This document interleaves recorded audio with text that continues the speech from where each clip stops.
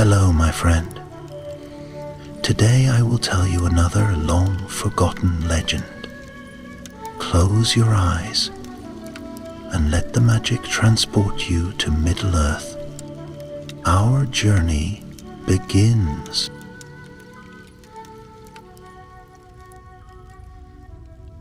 In the long shadows of the First Age, when the stars still held dominion over the skies of Middle-earth, and the doom of the Noldor weighed heavily upon their kindred, there came a time of peril, not only from without, but from within. Morgoth, the black enemy, stirred once more in the dark hollows of Angband, and in his malice he sought not only to conquer the lands of elves and men, but to shatter the bonds that held the Noldoran princes together. It was the year following the Dagor Bragalag, the Battle of Sudden Flame, in which the fires of Thangorodrim had poured across the northern realms like rivers of torment. Strongholds were broken, valiant warriors slain, and the bitter wind that blew from the north carried the cries of those lost beneath ash and ruin.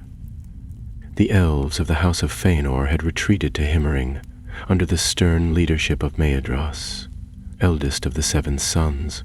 The house of Fingolfin held fast in Hithlum, licking wounds and mourning the loss of their high king. And in the fair woods of Nargothrond the house of Finarfin watched, wary and silent, their strength not yet spent. Yet even as Morgoth's armies retreated to regroup, a more insidious danger crept into the hearts of the Eldar: mistrust. For no longer did the three great houses of the Noldor speak openly with one another, and old grievances of oath, of bloodshed, and of pride simmered like embers waiting to catch flame. And so begins our tale, not with kings or mighty battles, but with a young warrior, little known, born of two kindreds now sundered. His name was Eärendil, though he bore not the glory of the later mariner of legend. This Eärendil was a child of two worlds. His mother, Idril of the House of Finarfin, a healer of fair mind and gentle wisdom. His father, Caranthar, a sword-bearer of Himring, loyal to the sons of Fëanor. They had wed in secret during the brief peace after the siege of Angband, but when the flames of war returned, Caranthar was slain upon the plain of Ardgalen, and Idril fled with her child to the woods beyond the river Selen. There in the shadows of Amon Ereb, Eärendil grew, learning the craft of blade and bow from exiles and wanderers, yet also the lore of healing from his mother. He was neither prince nor lord, yet many trusted him, for he bore no banner but that of the Noldor entire. And it was this neutrality, this rare kinship between houses, that would soon draw him into a storm greater than he could have ever imagined. It began on a night of pale starlight beneath the silver veil of Varda's ancient work. A rider came to the woodland outpost near Amon Ereb, his steed lathered with sweat and his cloak rent by thorns. He bore the crest of Hithlum, a silver star upon a field of midnight blue, and he sought not war but aid. By the will of Lord Galdor of the North, he said, his breath ragged, I bring news dire. A convoy of supplies bound for Aethel-Sirion has been ambushed, its guards slain, the stores vanished, and the sign left at the site was the seal of Himring. Gasps rang out, though the fire crackled loud in the stillness, for the seal of Himring was the emblem of Maedhros. The burning hand, red upon black. War is not yet declared, the rider continued, but tensions burn hot. Lord Fingon holds counsel and suspects treachery. He seeks a mediator, one who might travel to Himring, to Nargothrond, to bring truth to light before blades are drawn. We ask for Eärendil. Eärendil stood at the edge of the firelight, silent, the weight of the request heavy in his chest. He had no title, no power. Yet perhaps that was why they sought him, for none could call him servant of one house alone. That very night he gave his answer. "I will go," he said, his voice low but firm, "not for favor, nor for reward, but if this discord is the work of the enemy, then it is all our blood that will be spilled should we fall to infighting. I will find the truth." By dawn he rode out beneath the stars, a small satchel upon his back and a blade at his hip. His journey would take him first eastward to the fortress of Himring, where Maedhros yet ruled with grim resolve. It was a land of hard stone and cold winds, but its warriors were fierce and loyal, descendants of those who had followed Feanor across the grinding ice. As Arundel traveled, he found the roads oddly quiet. Villages that once bustled with scouts and merchants were empty or abandoned. Tracks of orc raiders marred the paths, but they were old, not fresh, yet the sense of unseen eyes upon him never left. When at last the red towers of Himring rose on the horizon, stark against the clouded sky, Arundel was hailed by a watchful guard and brought swiftly to the citadel. Maedhros received him not in courtly pomp, but in the armor of the field, his long hair braided in the style of war. "I know your name," said the eldest son of Feanor, his voice hard as iron, "and I know what is whispered in Hithlum: treachery, theft, even murder. But I say this to you plainly. No hand of mine struck that caravan. If my brothers or my kin are involved, I will see them judged, but I do not believe it." Arundel met his eyes, unflinching. "Then I ask to see the forges," he said. "The smiths of Himring are unmatched in the crafting of blades and mail. If weapons were found at the scene bearing your mark, perhaps I may know if there were truly forged here, or made to mimic your work."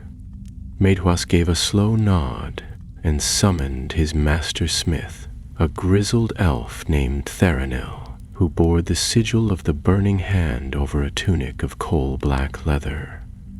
They descended into the deep halls beneath Himring, where the forges burned hot, and the walls echoed with the ring of hammer on steel.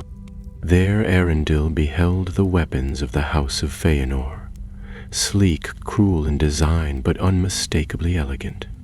He examined hilts, runes, tempering marks, and after hours of close study, he turned to Maedhros and said, "The blades found at the scene were forgeries, close imitations, but the metal lacks the silver-hardened edge your smiths embed, and the runes, they are mirrored, as if cast from memory, not etched with care." Maedhros exhaled. Relief and fury mingled. "Then someone seeks to frame us, and stir the Noldor to war," Arundel added grimly. "But who would dare, and who would gain?"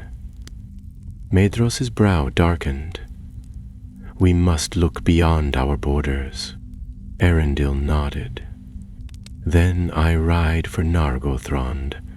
If there is deceit to uncover, I will find it there, or along the shadowed roads between." But even as he departed Himring, shadow moved in the woods beyond the pass. A figure cloaked in ashgrass waited by the roadside, watching with a smile that did not reach his eyes. Behind him, deeper still, the dark designs of Morgoth twisted like smoke in a cave, creeping into hearts and feeding on pride, whispering one word again and again. Divide Arundel rode south from Himring beneath a sky of heavy gray. The wind that swept down from the north was cold and bitter, and though spring had touched the forests in the lowlands, here near the high passes, winter clung to the rocks like a ghost reluctant to leave. The path that wound toward Amon Ethir was narrow and treacherous, lined with ancient trees whose roots clutched at the earth like twisted fingers. His horse Brannon was sure-footed and patient, a gift from his mother's kin, and together they made good time despite the terrain. He had been given no escort by Maedhros, only a silver token in the shape of a flame proof that he had been welcomed and treated as a guest. That was how Arundel preferred it. Too many eyes, too many ears. An open party would have drawn attention. Alone he could move more freely, ask questions without arousing suspicion, and perhaps even stumble upon truths that those in power wished to remain hidden. 3 days passed uneventfully. He followed the river Gellion for a time, then veered westward into the southern woods of Dorthonion, now half wild and dangerous since the fall of Aglon. Once, this had been a borderland where the houses of the Noldor watched and guarded the ways south, but now abandoned watchtowers stood like broken teeth on the ridges, and beasts darker than wolves hunted in the undergrowth. Still, Arundel had seen worse, and he kept to the old paths, wary but undeterred. It was on the 4th night, as the stars shimmered high above and the moon crept through the clouds, that trouble found him. He had made camp in a glade not far from the ruined tower of Bared Lethron, its moss-covered stones hidden beneath a thick canopy. His fire was small, fed with dry pine and shielded by a ring of stone, giving little light. Brannon was tethered near a patch of withered grass, and Arundel sat polishing the edge of his sword, a long curved blade forged in Nargothrond and passed down from his mother's house. He had just begun to lay out a strip of dried meat and bread, when a faint rustling made him pause. He rose slowly, his hand going to his hilt. The rustling came again, then a snap, deliberate and close. Someone or something. "Step into the firelight," Arundel said, his voice calm but clear, "or turn away, and I shall not follow." For a moment, silence. Then a figure emerged from the trees. He was cloaked in gray, a hood drawn low over his brow, and his movements were smooth and quiet. Yet even in the gloom, Arundel saw the glint of a blade at his side. The man raised both hands slowly, palms outward, and gave a short nod. "You have sharp ears, traveler," he said, his tone easy. "Forgive my approach. I mean no harm." "Few do," Arundel replied, not yet lowering his guard. "But harm follows nonetheless. Who are you?" "A friend," the man said. "A wanderer like yourself. I was following the trail of Orc Kid along the riverbank. The scent led here. Imagine my surprise to find a fire already burning." Arundel narrowed his eyes. The man's voice was smooth, too smooth perhaps, but his expression seemed earnest. "If you're hunting orcs," he said at last, "then they're welcome to share the fire, but sit where I can see you." The stranger chuckled softly and obeyed, settling on a stone across the flames. He pulled back his hood, revealing an elven face, narrow and fine-featured, with dark hair braided close to the scalp in the old ways. His eyes were gray as clouded glass, and they missed nothing. "My name is Arthon," he said. "Of no house you'd know. I travel between realms, taking messages where others fear to tread. A courier? A spy, some would say," Arthon replied, unbothered, "but loyal to none save the truth. And I think you seek the same, don't you?" Arundel studied him closely. "You know who I am." "I know enough," Arthon said. "That you passed through Himring, that you traveled to Nargothrond, that you ask questions about a raid no orc could have orchestrated alone. The trail you follow leads deeper than you think, Arundel, and more than just your own kin are watching." Arundel didn't flinch. "You speak like a man who has seen much. Then tell me, Was it you who left weapons bearing the mark of Feanor at the site of the ambush?" Arthon smiled faintly, but it did not reach his eyes. "No," he said, "but I know who did." Before Arundel could press further, the horses screamed. Both men were on their feet at once, blades drawn as a chorus of snarls echoed through the trees. Shapes moved in the darkness, low and swift, not orcs, but worse. Wargs. The first lunged into the glade, its eyes glowing amber, jaws open wide. Arundel met it with a sweeping strike, his blade biting deep into its shoulder. It yelped, stumbled back, and another took its place. Arthon moved like a shadow, slashing low and quick, hamstringing a beast before turning to defend Arendel's flank. The glade was chaos.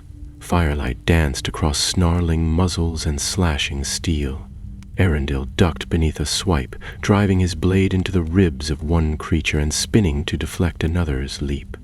Brannon reared, snapping his tether and bolting into the forest, pursued by two of the wargs. Arundel shouted, but there was no time to follow. "We can't hold them here," Arthon shouted, his blade flashing. "Follow me. There's a ravine nearby. We'll lose them in the rocks." With no better choice, Arundel turned and ran, Arthon at his side. The creatures followed, but the trees thickened and the terrain grew steep. After a desperate climb and a hard descent, the two elves slipped into a narrow defile hidden beneath tangled roots. The wargs howled above, but they did not follow. For a long time, neither spoke. They sat in the dark, breathless, blades slick with blood. Then Arundel turned to Arthon, his voice low. "You said you knew who planted the false weapons. Speak." Arthon wiped his blade clean and tucked it into its sheath. "There is an elf," he said, "a noble of the house of Finarfin. He calls himself Thandor. He claims to seek peace, but his heart is twisted. He believes that only one house should lead the Noldor, and he'll stop at nothing to bring the others low. It was his agents who raided the caravan, and his men who mimicked the weapons of Maedhros." Arundel stared at him. "But why? What would he gain?" "Power," Arthon said. "If the houses turn on each other, he will present himself as a unifier, the savior who quells the fire of civil war. And once the Noldor bow to him, he will wield them as a weapon against Morgoth, or so he claims." "And you?" Arundel asked. "Why tell me this?" "Because I've seen what happens when elves fight elves," Arthon said quietly. "And I swore once to never let it happen again." For a moment, the only sound was the wind. "We must reach Nargothrond," Arundel said at last. "If Thandor has allies there, I need to know who they are." "You'll find no easy welcome," Arthon warned. "Thandor walks the high halls and speaks with fair words. Many believe him." "Then I will speak with clearer ones," Arundel said. "And if that fails, I'll let my blade answer for me." And so, as dawn broke over the misty hills, they left the ravine and continued their journey, knowing now that the enemy wore not only iron and fire, but fair faces and familiar names. The land that stretched before them as they left the wooded ravines of Durthon was rough and untamed.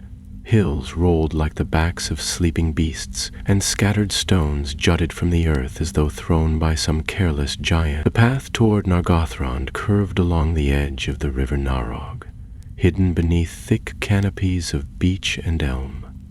Though they had evaded the wargs, Arundel and Arthon kept to the shadows, speaking little and resting less. The silence between them was not unfriendly. It was the silence of purpose, shared by those who understood the weight of the journey and the danger that lay ahead. They came at last to the northern marches of Nargothrond on the 5th evening since the ambush, when the western sky glowed orange and gold, and the air was filled with the scent of wild flowers and pine. Here the forest grew thicker, the trees taller, and the trail less clear. Hidden paths wound through the undergrowth, some leading nowhere, others vanishing entirely. Only those who knew the secret signs of the hidden realm could hope to find its gates. Arthon knew the way, though he claimed no allegiance to the city. With careful steps, he led Arundel through a glade thick with white-blossomed trees, their petals drifting like snow. Beneath one such tree he knelt and pressed his palm to a flat, mossy stone. A soft chime rang through the air, high and sweet like a bell. Then the ground beneath the tree shifted, and a narrow stair was revealed, descending into shadow. "Do not speak until we are within," Arthon said, his voice low. "There are those here who would call us spies, and their ears are sharp." Arundel followed him down, and the stair wound deep beneath the roots of the forest. They emerged into a stone passage lit by amber lanterns, their soft glow painting the walls with golden light. The air was cool and smelled faintly of running water. Elven guards in mail of silver and green waited at the far end, spears crossed. "Halt," one of them said. "You stand at the threshold of Nargothrond. State your names and purpose." Arthon stepped forward, producing a small silver token edged with a serpent coiled around a branch. The guard studied it closely, then nodded once and stepped aside. "You may enter. Lord Thandor holds court this night. If you seek him, he is in the hall of Lyril." They passed through high-arched doors into a city unlike any Arundel had ever seen. Nargothrond had no towers, no broad streets, nor open courtyards like the cities of men. It was built into the stone of the hill itself, carved from the bones of the earth. Halls stretched out like roots, great caverns linked by long tunnels, their ceilings glittering with crystals and light reflected from flowing streams. Elves moved through the passages with quiet grace, their robes the colors of forest and river, their eyes watchful. They did not go directly to the hall, for Arthon insisted on caution. Instead, they stopped in a lesser chamber near the eastern gate, where an old friend of Arthon's, an elf maid named Lariel, kept watch over the waystones. She was tall and lean, her hair like a dark waterfall, and her expression serious. "You've brought a stranger here, Arthon," she said without preamble, "and in times like these that is no small thing." "As no enemy," Arthon replied, "and he seeks truth that could save us all." Lariel studied Arundel, her gaze sharp. "You wear no house badge. Who are you?" "Arundel of the North," he answered, "son of Idril of Finarfin's line and Caranthar of Himring. I carry no banner, but I carry warning. The war that brews is not only with Morgoth. There are those who seek to divide the Noldor from within." At that, Lariel's expression shifted, and she gestured for them to sit. "Then you'd best speak quickly. There is unrest in Nargothrond. Lord Thandor's words stir hearts, but not all believe his counsel is sound. He speaks of unifying the houses under a single banner, but whose banner that would be, he does not say." "Thandor was behind the ambush of the Hithlum caravan," Arundel said. "His men forged weapons to bear the mark of Maedhros. They sought to ignite war between the houses." Lariel went still. "That is a bold claim. Do you have proof?" "No," Arundel admitted. "Not yet. If I can speak to the council, truly speak, not in whispers, I believe I can kill the god. If I can speak to the council, truly speak, not in whispers, I believe I can expose him. Lariel nodded slowly. Then you will need allies. There is one who sits on the council who does not trust Thandor, Lady Sarniel. She is of Finarfin's house as well, though distant in blood. She might listen. That night, Lariel arranged a quiet meeting in the old garden court, where the stone walls were overgrown with ivy and moonlight spilled in through cracks in the ceiling. Lady Sarniel came alone, her face shadowed by a hood, though her bearing was noble and proud. "I have heard whispers of your name," she said to Eärendil, "and I've heard more of your journey. Some say you carry tidings from Maedhros. Others say you ride in secret for Fingon. But I ask you plainly, do you speak for either?" "I speak for neither," Eärendil said. "I speak for the Noldor, for those who will suffer if we are driven to war by lies." He told her everything, of the raid, the forged weapons, the false trail meant to drive a wedge between the houses. He spoke of Arthon's knowledge, of Thandor's ambition, and of the darkness that stirred behind it all. When he finished, Sarniel was silent for a long while. "Tomorrow, Thandor will call for a binding pact," she said at last. "One that grants him greater power in the defense of the realm. Many will support him. But if you can prove what you say, if you can show even a sliver of truth, then there are those who will not stand with him." Eärendil leaned forward. "Then I need access to the archives. If Thandor has been working in secret, there will be records, correspondence, orders, names." Sarniel nodded.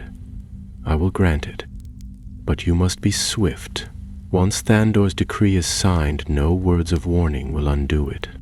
As the meeting ended and the garden court emptied, Eärendil felt the weight of time settle over him.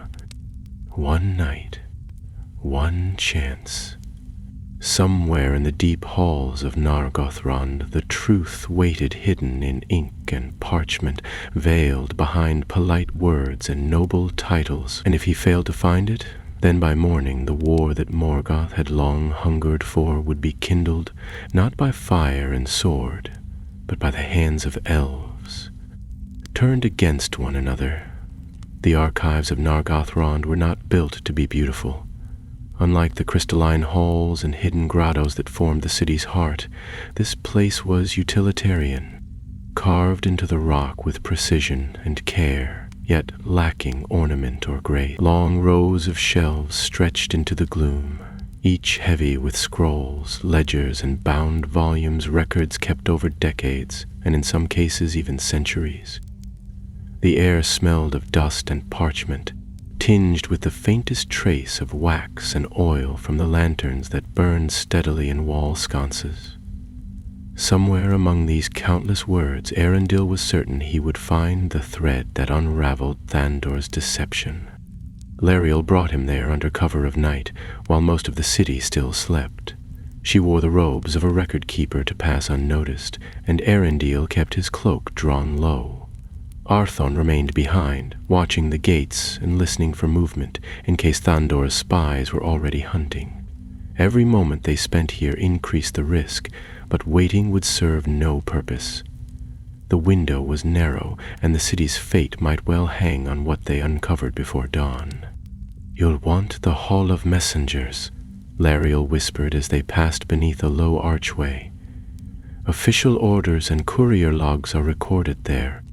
If Thandor's agents passed any message bearing a false seal, it should have been copied." Eärendil nodded and moved quickly, fingers trailing over the spines of scroll cases, eyes scanning labels etched in the elvish script of the West. The task was daunting, but he had been raised on tales of lore and taught to read swiftly and well. He began sorting by region, then by date, focusing on the weeks surrounding the ambush. hours passed in quiet labor, the only sound the rustle of parchment and the soft tap of Lariel's boots as she moved from shelf to shelf. Then, just as the faintest light of false dawn touched the high stone ceiling, Eärendil froze. He had found a courier record from 3 weeks past, addressed from a remote outpost near the border of Himlad, a place now abandoned. The message bore the mark of the High Guard, yet the writing was strange. The phrasing was formal, but too formal, the kind of language used when someone was mimicking command rather than issuing it. What caught Eärendil's attention most, though, was the recipient. The message had been delivered not to a military quarter or supply officer, but to Thandor's own steward, a man named Eleanor, whose role was said to be purely administrative. "Lariel," Eärendil said, his voice low but urgent. "Look here. This record was buried under false requisitions. Why would a border scout send supply orders to Thandor's steward?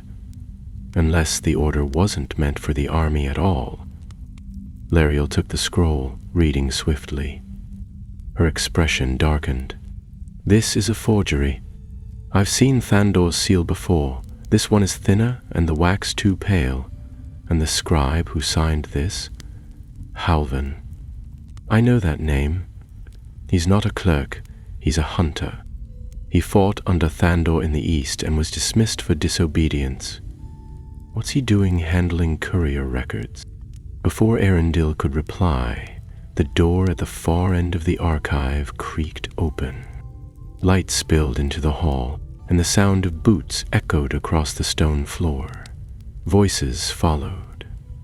A pair, one low and gruff, the other smoother, familiar. "Search the north wing," came the second voice. "If the boy's been here, he'll have left a trail. And if you find Lariel, take her too. Lord Thandor has had enough of her meddling." Lariel's eyes widened. Without a word, she turned and led Eärendil down a side aisle, ducking behind a row of tall scroll racks. They moved quickly, silent as wind through leaves. The searchers were thorough, but they did not know the archives like Lariel did. She guided Eärendil through a half-agate door behind a shelving column, then down a narrow stair that led to a storage vault once used for weathered documents. They waited there, crouched in the dimness, while footsteps passed overhead. Eärendil kept one hand on his sword hilt, though he dared not draw it. Noise would give them away. When at last the sounds faded and silence returned, they emerged cautiously. The scroll remained tucked beneath Eärendil's arm, and Lariel's jaw was tight with anger. "They're hunting you now," she said. "You've come too close." "Then I need to go further," he replied. "Where is Eleanor's office? If he's working with Thandor, there may be more to find. Orders, names, even direct correspondence." Lariel hesitated. "It's in the upper halls, near the treasury, guarded, and open only during council hours. Getting inside will be dangerous." "I don't have a choice," said Eärendil. "By this time tomorrow, Thandor will have the council's blessing. If I'm to stop him, it has to be now." Lariel placed a hand on his shoulder, and her voice softened. "Then go carefully. And take this." She drew a small pin from her sleeve, shaped like a leaf of silver and green. "It's the mark of the record keepers. It may get you past a guard if they don't look too closely." Eärendil nodded, accepting the pin. "Thank you for everything." By the time the sun rose in full, flooding the upper city with pale golden light, Eärendil stood at the base of the stairs that led to the high halls. Clad in a borrowed cloak and with the pin secured at his collar, he passed through the corridors with steady purpose, his face calm, his eyes alert. Elves bustled around him, some bearing messages, others preparing the great chamber for Thandor's announcement. Tapestries had been hung from the ceiling, and the sound of distant horns echoed down the passages. Ceremonial, but heavy with warning. Eleanor's office was a quiet corner room near a sunlit colonnade. The door was shut but unguarded. Arundel approached it with practiced ease, his steps quiet, his hand on the latch. Inside, the chamber was as orderly as a shrine. Scrolls lined the walls in neat rows, and a tall desk stood in the center, its surface cluttered with ledgers, quills, and ink pots. There were no signs of panic, no sense of wrongdoing, but Arundel had learned that the most dangerous lies were often hidden beneath the surface of peace. He moved quickly, searching the drawers first, then lifting the ledgers one by one. For a time it seemed hopeless, only mundane reports, tax collections. Then, behind a false panel in the side of the desk, he found a compartment. Inside lay a small, black-bound book. He opened it and scanned the pages. Names, dates, sums of coin, and at the top of each entry the initials T8. It was a ledger of payments, bribes most likely, to scouts, messengers, even guards. Thandor had built a network of silence, ensuring that no one would question the raids, the forgeries, or the flow of misinformation. And at the bottom of the most recent page, dated only days ago, was a single note. Final stage begins. The boy must not reach the council. Arendel's blood turned to ice. He slipped the book into his satchel, closed the compartment, and turned to leave, only to find a tall figure standing in the doorway. Eleanor. The steward's eyes were calm, but his hand rested on the hilt of a long knife. "I wondered when you would come," he said quietly. "You've made quite the mess, Arundel." Arundel didn't move. "You're serving a traitor." "I'm serving order," Eleanor replied. "Something this fractured world badly needs. You think unity is built on truth? No, boy. It's built on power, on control. And Thandor will bring that, even if it means stepping over a few inconvenient truths." Arundel took a step back, glancing toward the window. Narrow, but wide enough to leap through if needed. "Then you know I won't let this go," he said. Eleanor's mouth curled into a humorless smile. "I was hoping you'd say that." In one swift motion, Arundel spun, hurling a ledger into Eleanor's face and diving for the door. The steward stumbled back, cursing, but Arundel was already running, out into the hallway, down the stair, past startled couriers and baffled guards. Shouts rang out behind him, but he didn't stop. The book was clutched to his chest, its damning secrets now his only shield. The council chamber was ahead, great golden doors flanked by guards in polished mail. And beyond them, Thandor stood, ready to crown himself savior of the Noldor. Arundel ran faster. The golden doors of the council chamber loomed ahead like the gates of some forgotten palace, tall and solemn, carved with vines and stars that sparkled faintly even in daylight. 2 guards stood to either side, their helms crested with green feathers, their spears planted firm upon the polished stone. As Arundel approached at speed, one of them raised a hand, frowning. "The hall is sealed," he called. "No one enters without a summons." "I bear a message of grave importance for the council," Arundel replied, slowing only enough to keep his footing. "I carry proof of a plot against Nargothrond itself. If I'm delayed, it may be too late." The guards exchanged glances, uncertain. The taller of the 2 stepped forward, lowering his spear slightly. "No messages were expected. Who sent you?" "Lady Sarniel," Arundel said quickly, praying the name still carried weight. She bade me speak before Thandor's decree is accepted. That made the guards pause. Then, after a moment's hesitation, one gave a curt nod and turned to the doors. With a low, grating groan, the stone parted, and the heavy doors swung open, revealing the chamber within. The council hall of Nargothrond was vast, its ceiling domed and painted with stars in shimmering silver leaf. Columns shaped like tree trunks lined the walls, rising into the gloom above, and in their shelter stood the lords and ladies of the realm, robed in greens and whites, golds and grays. They stood in a wide circle, their eyes all turned toward the central dais, where Thandor stood tall in ceremonial garb, arms raised. His voice echoed through the hall. And in unity we shall find strength, no longer divided by the stubborn pride of distant houses, but drawn together beneath one banner, one will. Let the Noldor become as a blade in the dark, sharp and unbreakable. Scattered murmurs of agreement rippled through the gathered lords. Some nodded, others looked doubtful. Then the doors opened wider, and every head turned. Arundel stepped inside. He walked calmly, his breath still coming fast, but his eyes fixed firmly on the dais. Thandor turned to face him, a crease forming between his brows. His voice, though quiet, carried with unnatural weight. You were not summoned, Arundel of the North. This is a closed council.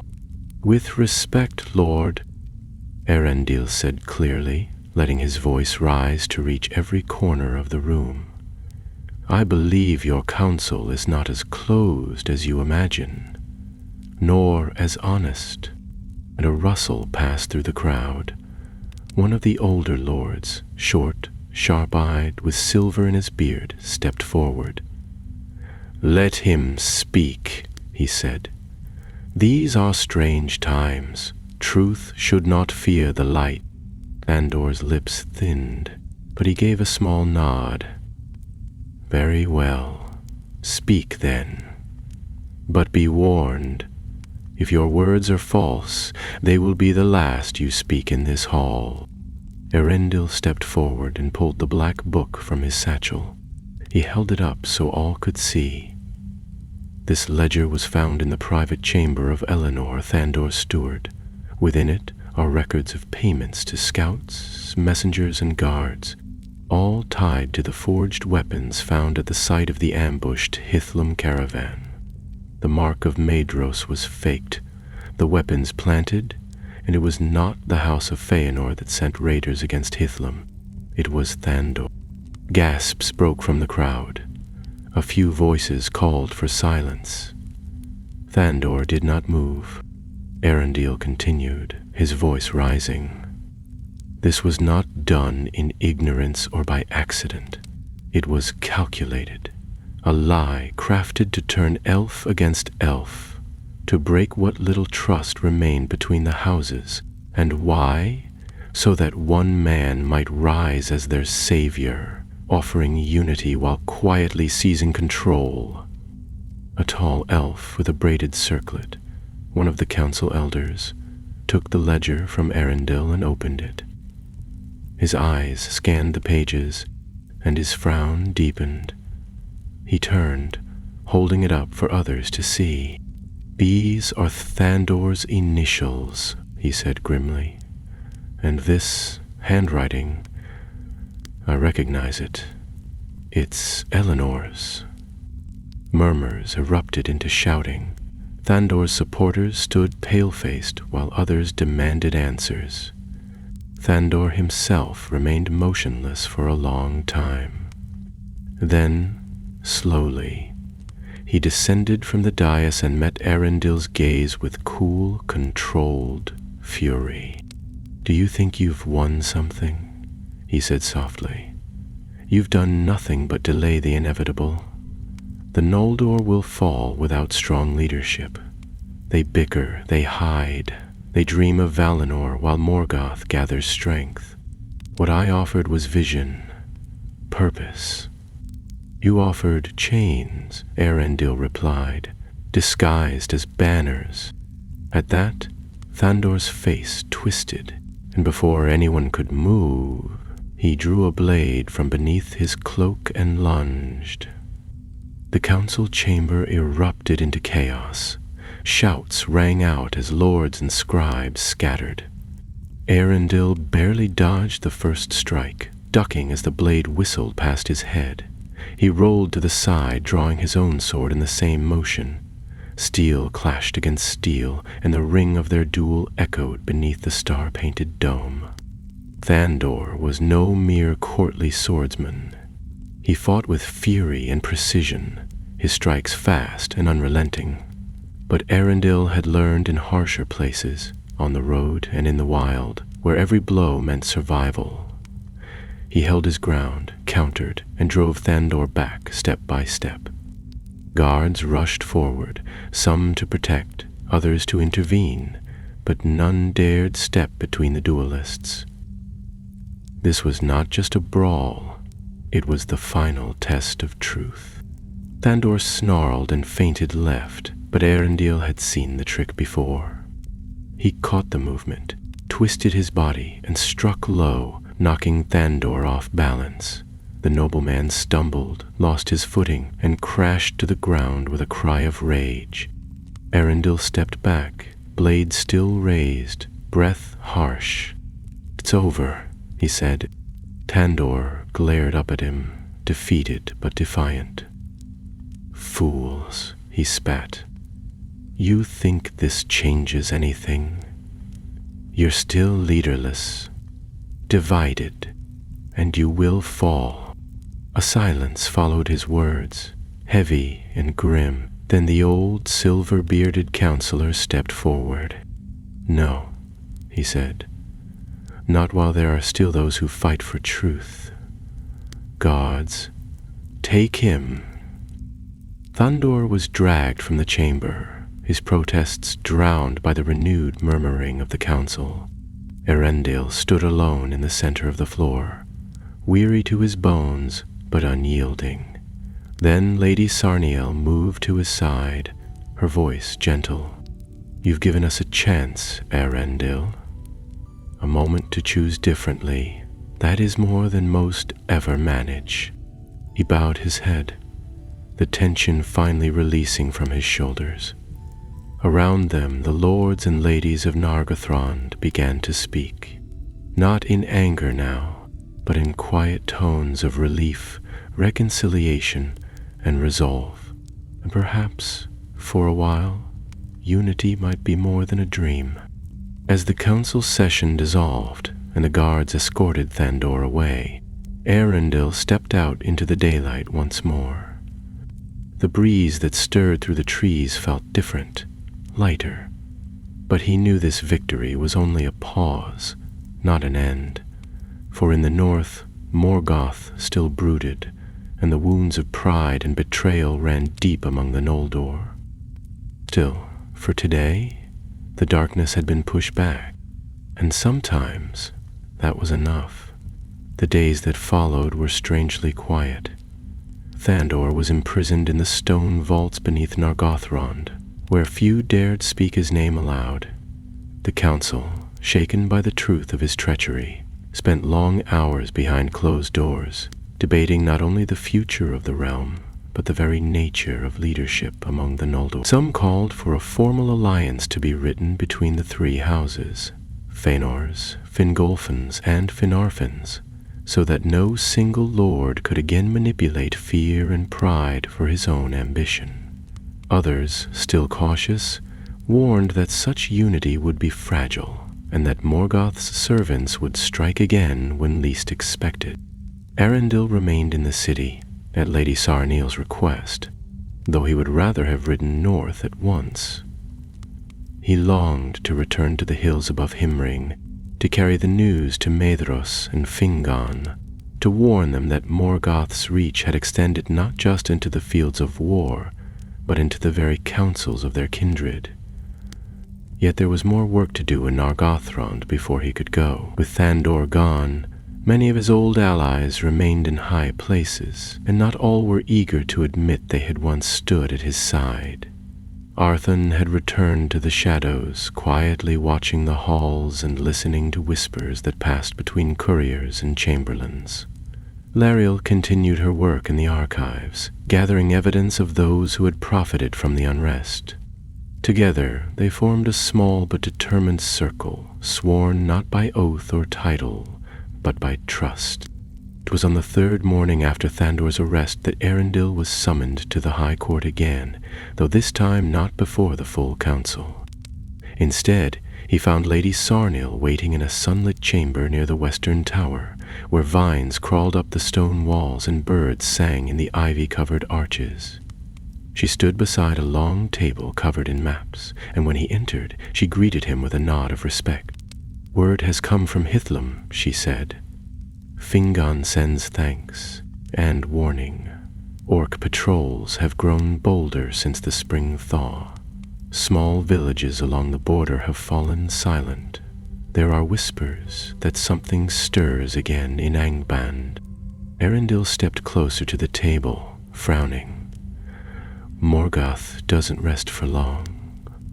Whatever quiet we've won here won't last." "No," Sarnil agreed, "and that is why I asked you here. The council has chosen not to name a new leader. For now, they will rule jointly, each house with equal voice. But they've also agreed to send envoys, trusted messengers to each realm, bearing proof of Thandor's treachery and a call for unity. I want you to be one of them." Arundel hesitated. "You trust me with that? You were the one who uncovered the truth. You stood before the council and risked your life to expose a lie. If the Noldor are to survive this age, we will need more like you. People who don't cling to banners, but to purpose." She reached beneath the table and lifted a small velvet-lined case. Inside lay a brooch fashioned in the shape of a tree leaf, wrought from silver and set with a single emerald. "This is the seal of the envoys. It carries no power except the honor of the one who bears it." He accepted the brooch with quiet gratitude, tucking it safely into his satchel. Though he had never sought recognition, he understood that symbols mattered, especially now when mistrust still lingered like a shadow over every promise. That night, he packed lightly, for he intended to ride fast. His destination was the northern hills, where Medrus still held Himring against the creeping dark. From there, he would go west to Baradithil, where Fingon ruled from the high fortress above the plains. The roads between were long and often watched by Morgoth's scouts, but Arundel did not fear them. He had survived worse, and with luck he might avoid notice entirely. Before he left, he found Arthun waiting at the gate, a pack slung over his shoulder and a knowing look in his eyes. "You didn't think I'd let you ride off alone again, did you?" Arthun asked. "I thought you'd vanish into the woods the moment things calmed down," Arundel said, half smiling. "I did, but then I remembered there's more work to be done."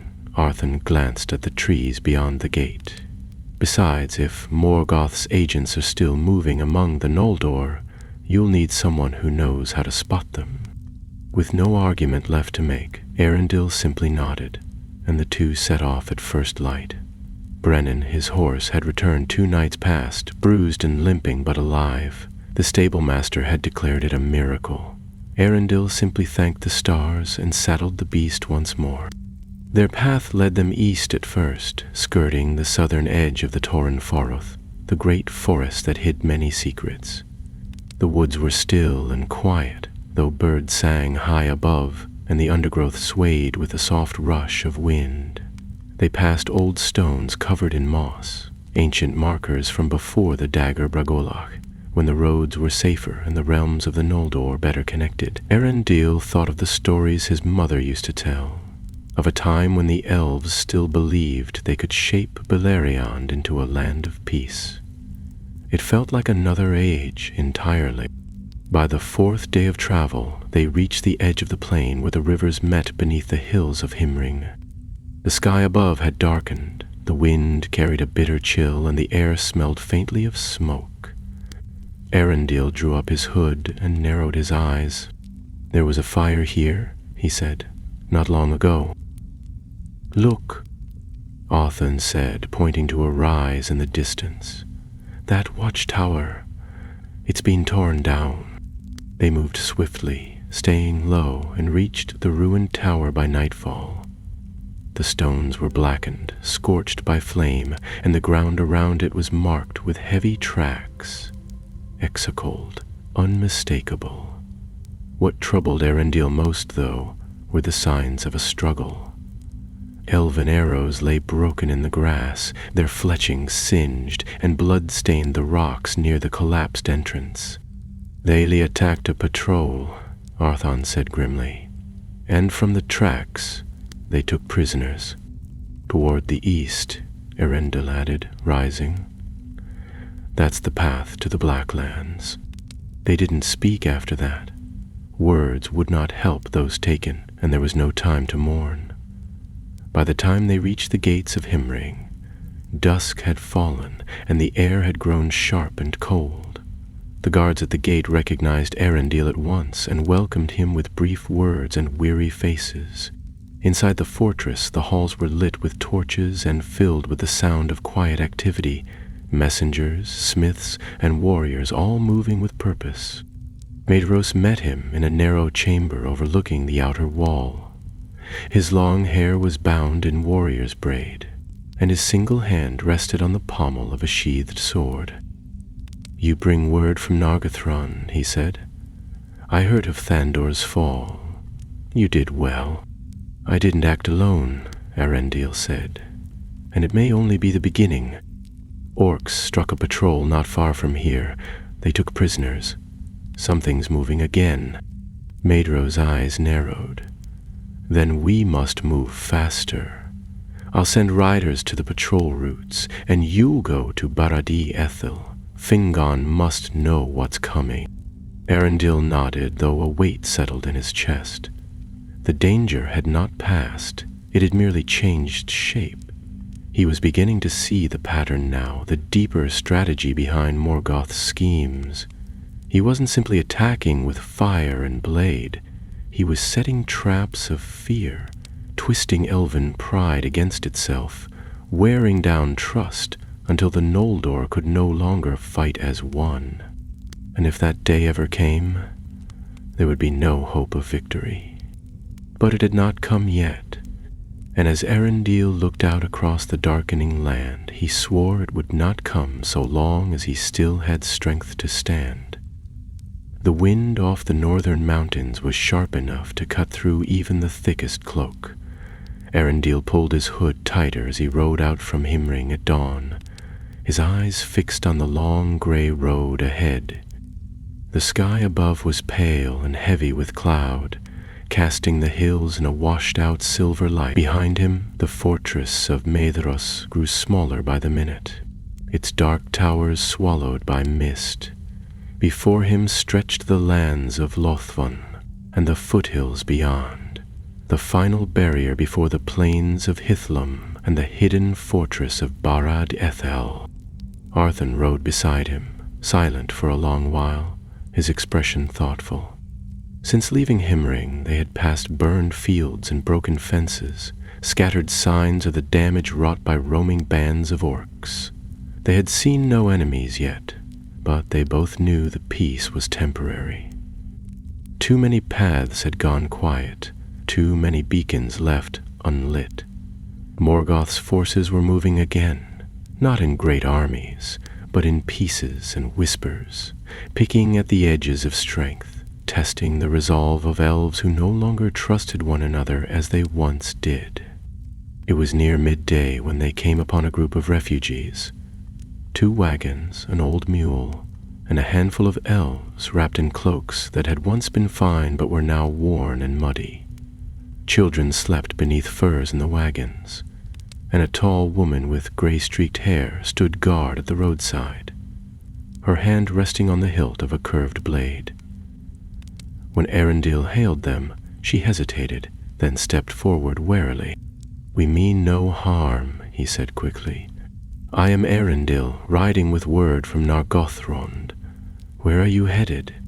The woman's eyes were weary but sharp. "Barad Ethel, if we can reach it. Our village was raided 2 nights ago. Orcs, quick and silent. They took the eastern houses before anyone even lit the watchfires." Arthun stepped down from his horse, offering a skin of water. "Were they heading north?" She nodded. "Back toward the hills. But they left traps, pitfalls, poisoned meat. They wanted us frightened, confused." "Then we're too close to them," Arundel muttered. "We'll ride with you for a time until we're past the trees. If there are more patrols, they may try again." They traveled together for several hours, keeping to a careful pace. Orthon rode ahead often, checking the trail for signs of fresh danger, while Arundel kept watch over the refugees, speaking gently to the children and sharing what little food he carried. It wasn't much, but it seemed to lift their spirits.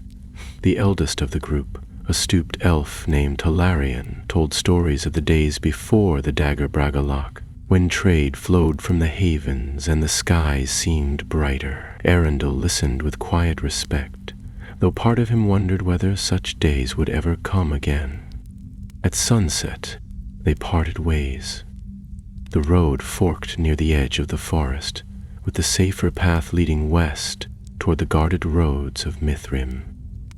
Arundel gave the woman a map marked with waystones and told her which glades to rest in. She touched his shoulder gently in thanks, her eyes glistening, and then the wagons creaked off into the trees. That night, Arundel and Arthun made camp near an old stone ring, the ruins of a watchpost long since abandoned. They kept the fire low and ate in silence until Arthon finally spoke. "You've changed since we met," he said, not unkindly.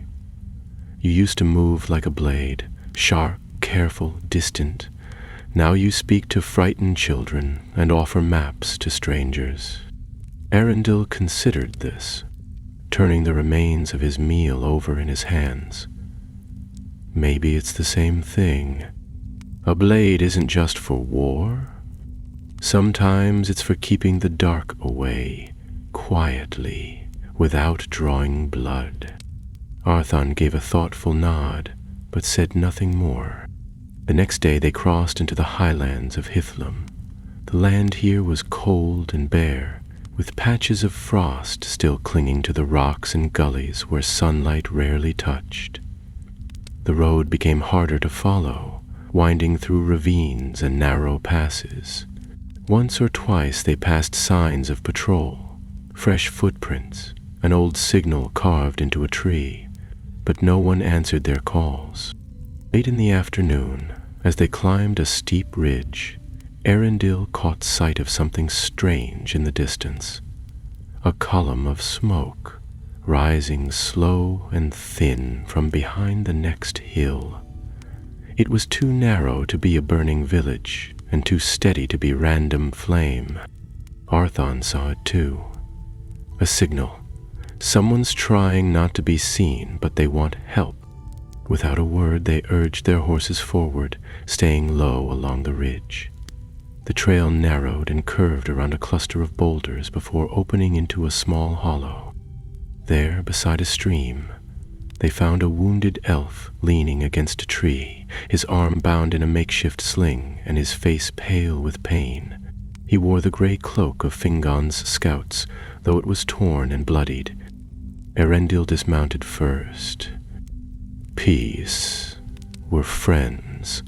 What happened?" The scout looked up, relief and exhaustion mingling in his eyes. "Ambush.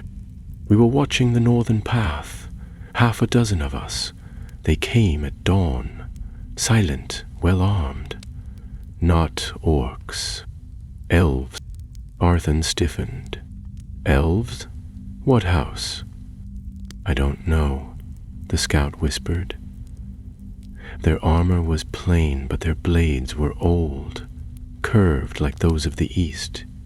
They wore no crests, but they fought like men with purpose. Arundel's heart sank. Traitors! Tandor's web runs further than we thought. The scout nodded weakly. They took the others, said they were taking them to a camp beyond the gray chasm. I escaped through the river bend. I don't know if I was followed. They gave him water and cleaned his wounds as best they could, but he was too weak to move far. Arthur volunteered to stay behind to see the scouts safely to the next patrol line. Arundel, grim and resolute, took only what he needed and pressed forward alone. He rode until the moon was high and the hills were silver with frost. The chasm lay ahead, a deep gorge carved by time and water, with narrow bridges and broken stones that made travel slow and dangerous. Somewhere beyond it, elves were being held prisoner, not by Morgoth, but by their own kind, still loyal to the shadow of Thandor's failed dream. As he crossed the first bridge, Arundel drew his cloak tighter and reached for the brooch beneath it, the symbol of the envoy, small and unassuming, yet a reminder of all he had come to stand for. The enemy wore many faces now, and not all of them were monstrous. But that, he decided, would not stop him. The wind howled through the gorge like the cry of some ancient beast, rising and falling between the steep stone walls that marked the path into the north. Arundel's horse, Brannon, stepped with care along the narrow trail, hooves striking flint against the rock. On either side, the cliffs dropped sharply, swallowed by shadow. The stars above gave little light here, and even the moon, now hidden behind a bank of drifting clouds, seemed reluctant to cast her gaze into the chasm. Arundel pressed on, cloak drawn tight, every sense alert. He was not afraid, but he was cautious, and in this place, caution was worth more than any sword. He reached the far side of the gorge near midnight. A small path, half forgotten and overgrown, led up toward the higher slopes where the wind flattened the grass and whistled through the trees. Somewhere beyond those hills, the traitor camp lay hidden, its prisoners still alive if luck and time held fast. He paused beneath a leaning pine and surveyed the land. The trees here grew in thick groves, twisted by the wind and shaped by age. It would be easy to hide a small force among them, especially if the sentries knew the trails and the watchers were few. Moving on foot now, Arundel tethered Brannon to a low branch and began the ascent in silence. He climbed with the ease of one long accustomed to the wild, slipping between roots and branches, choosing every step with care. Before long he saw faint glimmers of light between the trees, no brighter than foxfire but steady. He crept closer until the glow resolved into lanterns strung beneath a rocky overhang. Beneath it stood several tents, hastily erected but well maintained, and among them moved a handful of elves, clad in dark cloaks, their faces hidden by hoods. He could hear murmured speech, the occasional snap of a branch underfoot, and the low whinny of a horse somewhere out of sight.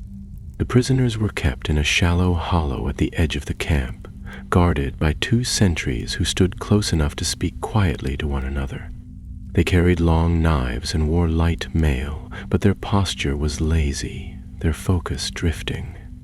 Arundel counted 3 tents that looked like officer quarters, each with a different crest stitched into the flap. An odd detail, since the soldiers themselves wore no insignia at all, that suggested borrowed banners or a false front, meant to confuse. He waited in the trees until the camp quieted. Then, with slow, deliberate movements, he circled to the far side of the prisoner pen, where the brush grew thick and tangled. There he used his dagger to slice away a few branches, just enough to see through without being seen. 5 elves sat within the crude fence, 4 men and 1 woman, all clad in scout's leather. They looked tired but unbroken, speaking in low voices and keeping close together for warmth. One of them, a younger warrior with red hair, looked up suddenly and narrowed his eyes in Arundel's direction. Arundel held his breath, then raised a single finger to his lips. The warrior gave no sign that he'd seen anything. Arundel slipped away and returned to the ridge. There was no time for a full assault, and he had no soldiers to call on. But he had speed, the element of surprise, and the memory of every old trail and hunting trick his mother had ever taught him. Just before dawn, while the mist still clung to the earth, he returned. He carried no torch and wore no armor, only soft boots and a dark cloak. He moved like shadow, silent and quick, down the slope toward the edge of the camp. The guards were just changing shifts, and one of the new watchmen had not yet settled into his post. In that moment of distraction, Arundel darted forward and struck hard, the hilt of his dagger landing against the guard's temple with a dull crack. The second turned just in time to draw breath, but not a cry. Arundel's blade was faster. He caught the sentry and eased him to the ground, then turned to the prisoners. The red-hailed scout was already at the edge of the fence. "I knew someone would come," he whispered. "Who are you?" "Arundel," he answered, slicing the rope that bound the gate shut. "I've come from Nargothrond with warning, and now, it seems, with rescue as well." The others gathered quickly, and with little need for direction. They moved like seasoned warriors, retrieving weapons from the fallen guards and taking only what was necessary. The red-hailed one, whose name was Callum, explained that the camp was a splinter cell of Thandor's remaining loyalists, led by a captain named Melthar, who claimed to act in the name of order. They had captured scouts to trade for information, though no messages had yet been sent. They didn't expect company so soon, Kalan added with a grim smile, "and certainly not you." "We won't give them time to regret it," Arundel said. "Follow me and stay low." They moved as one through the trees, climbing fast until the ridge was beneath their feet and the camp a cluster of dark shapes below. Then Arundel gave a sharp whistle, high and short, like the call of a nighthawk, and a moment later, from the western slope, came an answering call. "Arthon." He appeared from the trees with a dozen more riders, scouts and warriors from a patrol Arundel had passed word to before leaving Himring. They had circled during the night, waiting for a signal. The traitor camp never stood a chance. The ambush was swift and clean. Arrows flew from the tree line, striking down the guards before they could cry out. Warriors charged through the brush, swords flashing, and the false banner of Thandor fell before it could even be raised. Melthar fought viciously, but he was outmatched, and when Arundel cornered him near the officer's tent, the captain spat on the ground and sneered. "You think killing me will end this?" he snarled. "You think your house cares for peace? They're all the same. Prideful, blind." "I'm not doing this for my house," Arundel replied. "I'm doing it for the Noldor." Then he struck. When it was over, the forest was quiet again. The camp had been broken, its leaders slain or taken prisoner. The freed scouts sat around a low fire, binding wounds and sharing quiet words. Arthon came to sit beside Arundel, who stared into the flames, thoughtful. "You did well," Arthon said softly. "They'll speak of this raid for weeks." "Let them," Arundel replied. "But we're not done. Not until every remnant of Thandor's poison is gone from the land." And after that, Arundel looked at the stars above, just beginning to fade into the blue light of morning. "Then we face Morgoth." He didn't say it with pride or with defiance, but with steady certainty, and Arthon for once had no answer. Arendil and Arthon rode through the valleys of Hithlum at a brisk pace, their cloaks flapping in the morning wind and their horses' hooves striking the stone-paved road with a steady rhythm. Behind them rode the freed scouts from the captured camp, now healed and alert, their weapons gleaming in the sunlight. They traveled lightly and swiftly, with no banners to mark their passage and no sounds louder than the whisper of the wind. The land around them, though still scarred by old battles and ash-darkened hills, felt strangely quiet, as though holding its breath.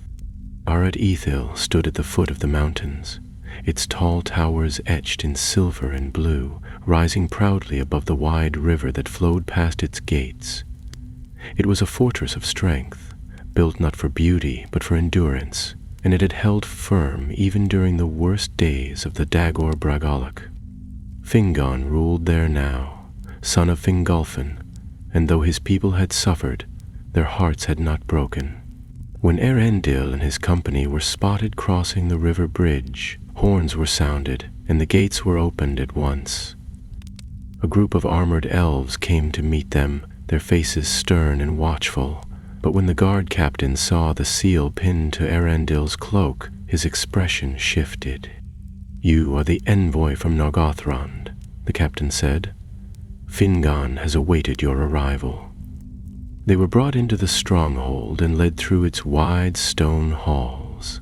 Tapestries hung from the walls, showing the banners of the House of Fingolfin and the great deeds of the past. The journey across the Helcarax, the duel of Fingolfin with Morgoth, the victories and losses in the north. Everywhere Arendil looked, he saw memory etched in stone and silk, a proud history too often marred by grief. When at last he was shown into the central hall, he found Fingon seated in a high-backed chair carved with stars and waves. The prince rose as Arendil entered and crossed the floor with a warrior's stride, his dark hair braided down his back, and his mail shining beneath a blue surcoat. "You bring tidings from Nargothrond," he said without preamble. "And more, I think. Your face speaks of recent struggle." Arendil bowed his head.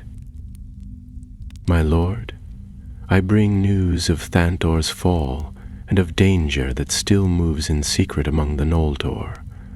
I come not only with words, but with names and with warnings." Fingon led him to the council table and listened intently as Arendil recounted all that had passed. His mission through Dorthonion, the false weapons planted at the caravan raid, Thandor's web of influence in Nargothrond, the ambush beyond the chasm, and the splinter camps that still carried out his will in hidden corners of the realm. As he spoke, the hall grew quiet. Several of Fingon's captains had gathered nearby, and they exchanged grim looks as the tale unfolded. When Arendil finished, Fingon remained silent for a time, his eyes fixed on a map spread across the table. Then he drew a breath and looked up. "So it is as we feared. Thandor was not alone, and even now, with him in chains, the seeds he planted continue to grow. We have seen hints of this in the south, scouts gone missing, villages turned inward, false messages sown to stir distrust." Arthon stepped forward. "It's not just politics. Morgoth's servants are working with them or using them. We've seen movements in the forest, orcs that vanish like mist, weapons unlike anything we've known." Fingon nodded. "I've heard similar reports. Something stirs in Angband, but it moves with more cunning now, less brute force, more precision. The Noldor won't survive another war if we fight it divided," Arendil said quietly. "If there's to be any hope, the houses must speak with one voice." Fingon's gaze sharpened. "And you think that's still possible?" "I do," Arendil said, "but only if we act quickly. We must send word to Himring and to Nargothrond again. We must bring the lords of the houses together. No servants, no guards, no secret spies, just the heirs of Feanor, Fingolfin, and Finarfin. A true council where no one can twist words in shadow. One of the captains, a broad-shouldered elf named Laeron, gave a doubtful snort. You expect Maedhros to sit beside Finrod's kin? Or for Curufin to hold his tongue while Turgon speaks? That's a council that ends in blood, not unity. No, Fingon said, surprising them all. He may be right. There was a pause. Fingon continued, I know Maedhros. I know what he's lost, and what he still hopes for. He's not without reason. And if there's one thing that might break Morgoth's power, it's this. Not a blade, not a wall, but the Noldor standing together again. He turned to Erendil. You will bear the message. I will write it myself and place my seal upon it. Go to Maedhros first, then to Finrod, if he can be reached. If the three houses can be gathered even once, then we may yet hold Beleriand against the dark. By noon the next day, Erendil rode out once more. This time he did not travel in secret or alone. Arthon remained at his side, and behind them rode 5 of Fingon's best scouts, swift, silent riders whose bows had struck down wargs in the highlands. The message they carried was sealed in a case of iron and bound in blue silk, marked with the crest of the high house. Their path would take them east and then south, circling past the ruins of old watchposts and the ravaged fields of Dorthonion. The roads were more dangerous now than they had been even a month ago. Fires burned in distant glens, and strange shapes moved through the mists at dawn. But Erendil pressed on, undeterred, his thoughts filled with the task ahead. The council must be called, and when it came, it would not be a gathering of courtiers and lords in fine robes. It would be a council of those who had fought and bled, who had lost family and followed bitter oaths, who carried burdens no songs could ease. Maedhros, scarred and steady. Finrod, if he could be reached before the tides turned again. Fingon, proud and grieving, yet still unbroken. Erendil did not imagine it would be easy. There would be anger and pride and sharp words. But if they came, if even for a day they spoke together as one, then something stronger than iron might be forged. And Morgoth, for all his cunning, might find that not all shadows could be stirred into war. They reached the borders of Himlod 2 days later, and from a high ridge Erendil saw the fires of Maedhros's watchtowers glowing in the dusk. The sight brought a strange feeling to his chest. Not relief, but something quieter, a hope that had not yet learned how to breathe. He urged Brennan forward. The time had come. The fires of Himring burned high that night, casting long shadows across the ridges of the hills. Erendil rode through the outer gates just past sunset, his company close behind, their mounts weary from the long ride, but steady. At the gate, the watch commander saluted them with a formal nod, and though his eyes were tired, there was a glimmer of recognition when he saw the envoy's seal on Erendil's cloak. No words were exchanged until they had passed into the great courtyard and dismounted beneath the banners of the house of Feanor. Maedhros awaited them in the upper hall, already dressed in a dark tunic and mail, his only hand resting lightly on the pommel of his sword. The room was Spartan, lit by tall iron braziers and a single lantern hung from a chain above the map table. The moment Erendil stepped through the doorway, Maedhros turned toward him and spoke without hesitation. I knew you would return, but not this soon. What news from Barad Ethel? Erendil stepped forward and placed the sealed message upon the table. Fingon sends his greetings and a request. He calls for a council, one that includes you and Finrod Felagund if he can be reached. He believes the time has come to speak, not as houses, but as kin. Maedhros lifted the scroll and studied the seal before breaking it open. He read in silence, his expression unchanged, though his brow furrowed slightly. When he finished, he set it down and looked at Erendil, his voice low. "But there's much, and yet he is not wrong. We have seen what comes of division," Erendil said.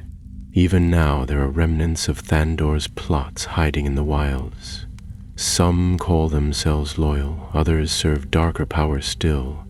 The truth is this, my lord.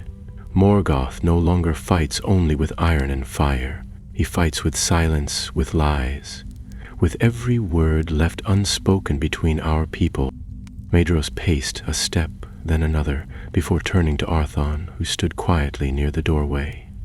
"You were once a scout in Osiriand, were you not?" Arthon nodded. "I was, and I've seen more shadows in the last month than in all the years before. Something moves beneath our feet, beneath our pride. If we do not stand together, we will fall apart one by one, like stones from a crumbling tower." There was a long silence. Then Maedhros spoke again, more softly than before. "If I go to this council, it must be as an equal. There will be no bowing to old wounds, no pretending the oath does not hang above us like a sword. But I will come, not for forgiveness, not for peace, for survival." Erendil inclined his head. "That is all Fingon asks." Preparations began at once. Maedhros summoned his brothers, though only Maglor and Amras were present. Curafin and Celegorm had not returned from the western marches, and Caranthir remained in the east, unwilling to abandon his posts. Maglor, quiet and distant, offered no resistance, though his eyes lingered on Erendil with something like sorrow. Amras, ever watchful, asked a dozen questions about the council, about Finrod, about what terms would be spoken, but in the end he too agreed to ride. The next morning, a company of riders departed Himring, led by Maedhros himself. They bore no banners, no fanfare, only cloaks of gray and travel-stained armor. Erendil rode beside them, guiding the way through the lowlands and across the northern woods.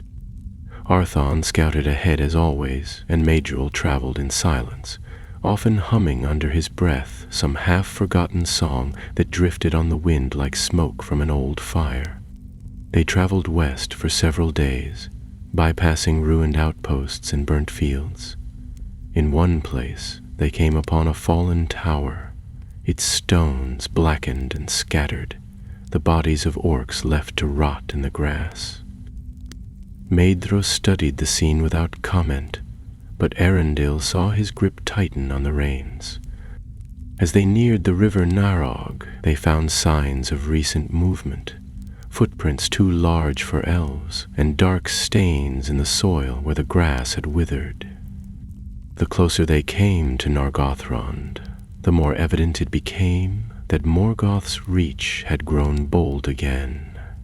Scouts whispered of creatures that moved in silence, of birds that did not sing, and of old paths that now led to ruin.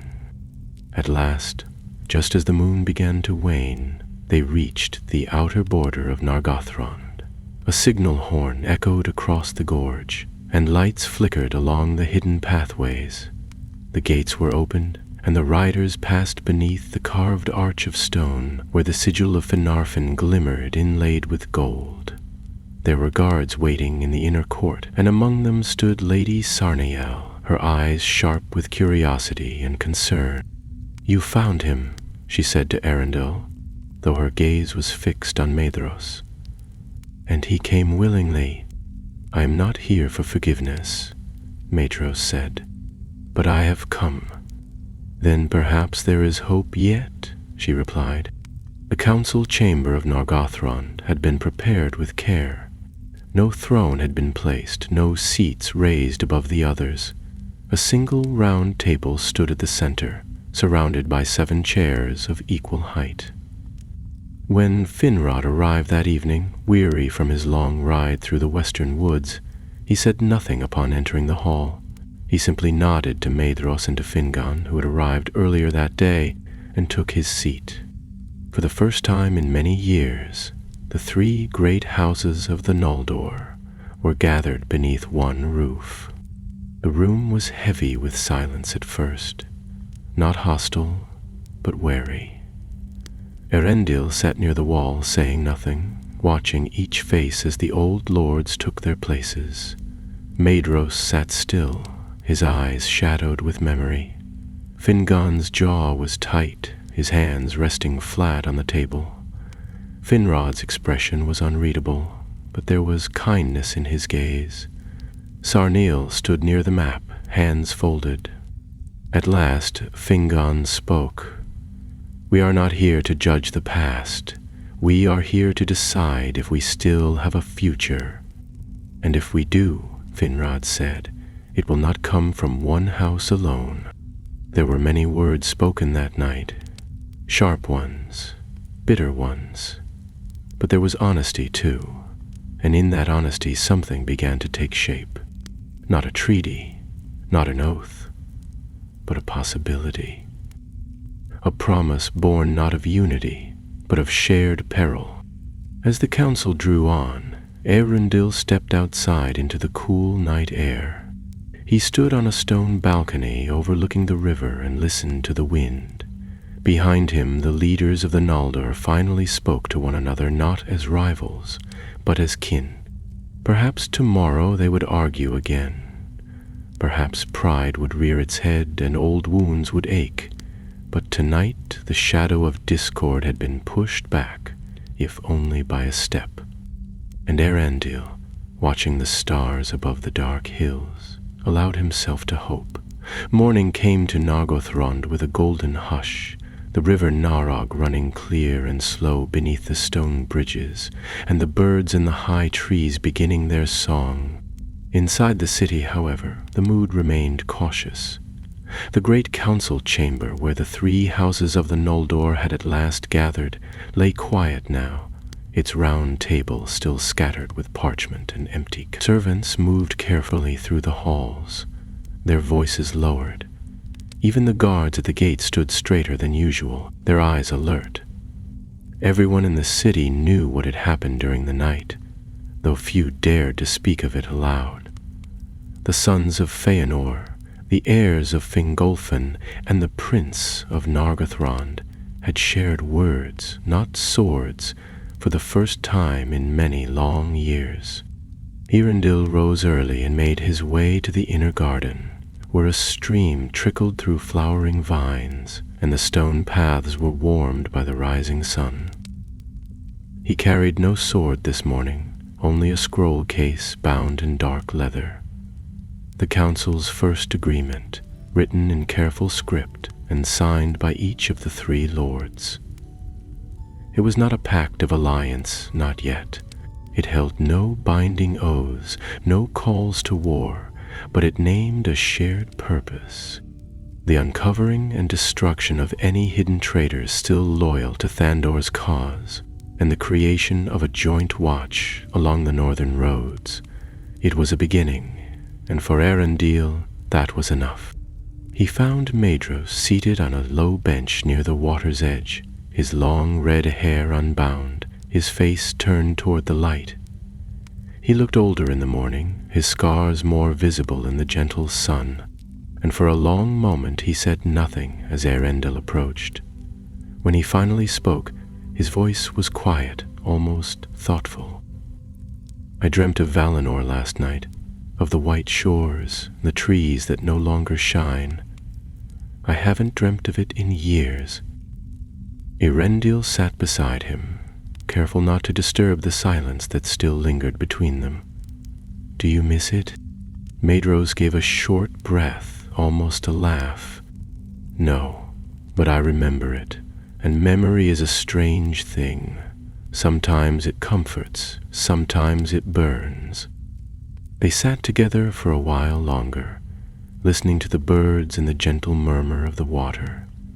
Then Maedhros straightened and turned toward Arundel fully. "You've done more than many with titles and swords have managed in an age. You brought us to one table. You stopped a war before it began. That is no small thing." "I didn't do it alone," Arundel replied, "and it isn't over. There are still traitors hiding, still blades waiting in shadow." Maedhros nodded. "And they will strike again. But next time, they will not find us so divided." By midday, the city was in motion. Finrod and his company returned to the western woods, bearing copies of the scroll and orders to his captains to begin clearing the southern roads. Fingon departed soon after, bound for Barad Ethel, where his warriors were already beginning to rally. Maedhros remained a little longer, sending messages to Maglor and Caranther, calling for cooperation between the eastern marches and the northern hill. Arundel, for his part, prepared once again to ride. He had expected to feel relief, even joy, but instead he felt only a restless unease, as though the wind carried secrets he could not yet hear. Arthon sensed it too, for he packed quickly and said little, his usual light-hearted remarks replaced by a quiet intensity. When they met at the gates, Arundel turned to him with a frown. "You feel it as well, don't you?" Arthur nodded. "The enemy isn't done. This gathering of the houses? It's a threat to him, and Morgoth doesn't ignore threats." They rode north again, through the narrowing paths and the forested valleys where light came in dappled rays. The scouts they passed along the way carried news, some hopeful, some grim. Orcs had been seen again in the plains of Ardgalan, not in force, but in strange, scattered groups that vanished like smoke. One village near the hills of Rivell had gone silent, its fires cold when the patrol arrived. A message had been found, scrawled in the dirt near the well. "The fire is not out." On the fourth day of their journey, as they passed through a narrow pass between two ridges, they found a body. It was an elf, clad in travel robes, pinned to a tree by a black arrow. His eyes were wide open, and his skin had turned ashen gray. No sign of struggle surrounded him, and there were no other tracks nearby, no horses, no companions, not even signs of a fight. Only one strange mark had been left, a symbol drawn into the bark above his head. It was a circle with 3 lines drawn through it, crossing like blades. Arundel stared at it for a long time, the unease in his chest blooming into something colder. "I have never seen that mark before," he said. Arthon crouched beside the tree, frowning. "Neither have I. But I've heard of it. Whispers only, from the east. Some say it's the sign of a new kind of servant." Elves turned fully to Morgoth, not through fear or torture, but by choice. Arundel looked at the fallen elf again, the frozen expression on his face, the absence of pain or struggle. Then, "The shadow goes deeper than we thought." They buried the body beneath a cairn of stones and marked the site with a sigil of peace carved into a slab of slate. It was a small thing, but it mattered. Then they rode on, faster now, toward the place where Maedhros had promised to meet his eastern captains, hoping to warn them before the next blade fell. They arrived at the camp by nightfall, only to find it already in disarray. Tents were torn, horses were gone, and the fire pits had been scattered as though a great wind had passed through. A single guard remained, wounded and pale, half conscious by the stream.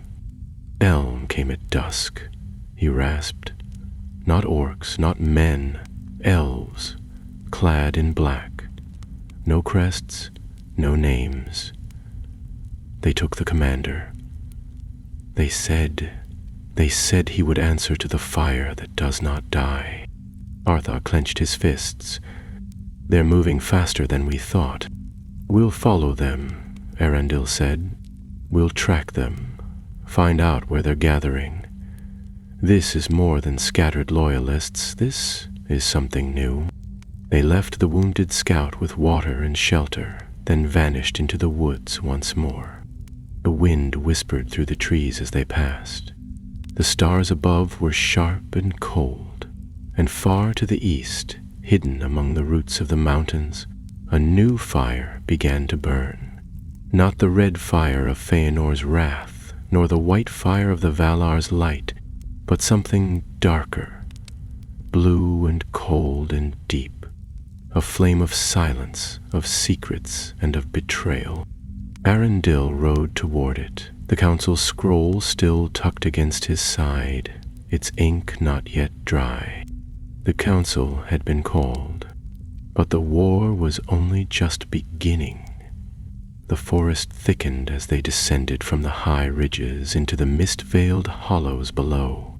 The trees here were ancient and tall, their trunks like pillars of stone, and their branches knitted so tightly overhead that even the morning light struggled to pierce the gloom.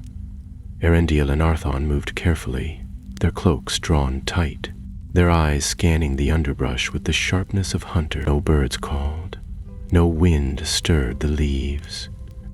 Only the sound of their own steps and the occasional whisper of water over stone reminded them they had not entered a dream. They had been tracking the strange black-clad elves for over a day. The trail wound through broken hills and damp valleys, marked not by footprints but by subtle signs: scraped bark on a tree trunk, the crushed edge of a fern, the faint scent of metal on the wind. It was a hunter's trail, the kind left by those who wanted to be followed only by the ones they chose. Arundel had known that from the first bend in the path, and though the knowledge made him wary, he had not turned aside. By midday they came upon a stone arch hidden beneath ivy and moss. The keystone bore the same mark they had seen carved into the tree above the dead elf, a circle crossed by 3 blades. Beneath the arch the path descended into shadow, a narrow stair cut into the rock itself. Arthon knelt and placed a hand upon the stone. "No recent footprints," he murmured. "But someone has passed here, and recently." Arundel drew his sword, the edge gleaming silver in the dim light. "Then we go together. No lanterns, and no noise." They moved as one into the tunnel, their boots soundless upon the stone. The air grew colder with each step until their breath steamed before them. After some time, they emerged into a wide cavern where dim blue light flickered from unseen crystals in the ceiling. The air was thick with the smell of earth and old fire. It was closed, but not locked, and beyond it they could see movement. Lit in a chamber lit by firelight and pale witch lanterns stood a gathering unlike any Arundel had seen. At least 24 elves moved through the room, some speaking in hushed tones, others sharpening blades or packing supplies into crates. None wore crests. Their armor was a patchwork of styles, some clearly Noldoran, others bearing the marks of ancient eastern forges. At the center stood a tall figure in a dark cloak, speaking to 2 others in low, commanding tone. Arthon leaned closer to whisper, "That's no remnant war band. This is an army forming in secret." Arendel's fingers tightened on the hilt of his sword. "We need to know who leads them." They crept closer, slipping along the edge of the cavern behind fallen slabs of stone. The nearer they came, the more clearly they could hear the speaker's voice. Cold, precise, and utterly calm.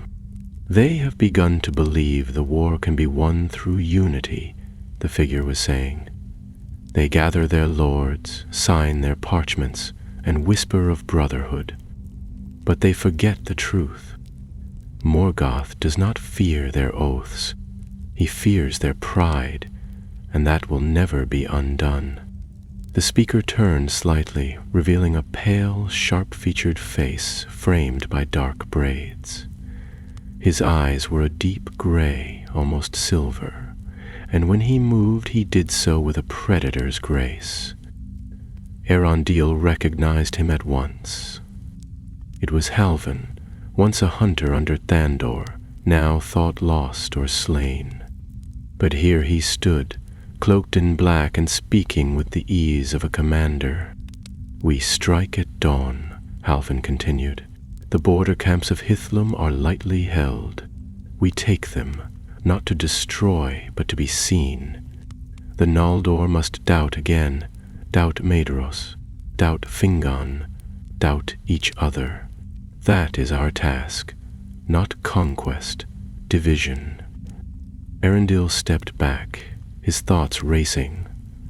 This was not just treachery, it was strategy, refined and sharpened. Halvin had become more than a follower. He had become a servant of the very darkness he once claimed to fight. They turned to retreat, but even as they moved, Arthon froze. A soft sound, a footfall behind them. They spun, blades raised, just as 3 guards emerged from the side passage, eyes wide with surprise. One opened his mouth to shout, but Arthon struck first, his knife flashing in the dim light. The second lunged at Arundel, blade drawn, but Arundel caught the strike and turned it aside, knocking the attacker off balance and driving his shoulder into the guard's chest. The third fled down the tunnel, his cry echoing through the chamber. So much for silence. The cavern erupted in movement as Halvin turned and drew a slender, curved sword. His eyes locked on Arundel. "Joe, the boy returns," he said, not with anger, but with amusement. "Come to see what unity has bought you?" Arundel didn't answer. He leapt forward, blade raised, but Halvin met him with practiced ease. The clash of steel rang through the stone hall as the 2 swords met. Around them Arthon fought back to back with 2 more soldiers, keeping the path behind them clear. Arundel and Halvin circled, blades singing, their movements a dance of fury and precision. "You could have joined us," Halvin said between strikes. "You saw the weakness of the houses. You knew the old ways were failing." "I saw pride and bloodshed," Arundel growled. "But I also saw hope, and that was enough." Halvin's blade caught his shoulder, a shallow slice, but Arundel pushed forward, ducked low, and brought his sword up in a sharp arc. Halvin twisted, avoiding a killing blow, but the edge caught his arm, drawing blood. The black-cloaked elf hissed and stepped back, eyes flashing. "We'll meet again," he said, then whistled sharply. A cloud of dust and smoke burst from the far wall as a hidden exit opened behind him. In the confusion, Halvin and half his force slipped away, vanishing into the dark. Arundel staggered back, breathing hard. Arthon caught him, pressing a cloth to the wound on his shoulder. "They'll scatter," Arthon said. "We hit them before they were ready. That may be enough." "No," Arundel said quietly. "It's only begun." They found maps in the chamber, plans for raids, lists of sympathizers, notes written in a cipher Arundel had seen once in Thandor's records. The enemy had roots, and those roots ran deep. By the time the sun broke the horizon, Arundel and Arthon were riding hard toward Barad Ethel once more. The scroll bearing the council's pact was still safe, but now they carried something more urgent, proof of a hidden war and the name of its true architect. And far behind them, in tunnels deeper than the Noldor yet knew, Halvin lit a blue flame in a silver brazier and watched it burn. The fire was not out, not yet.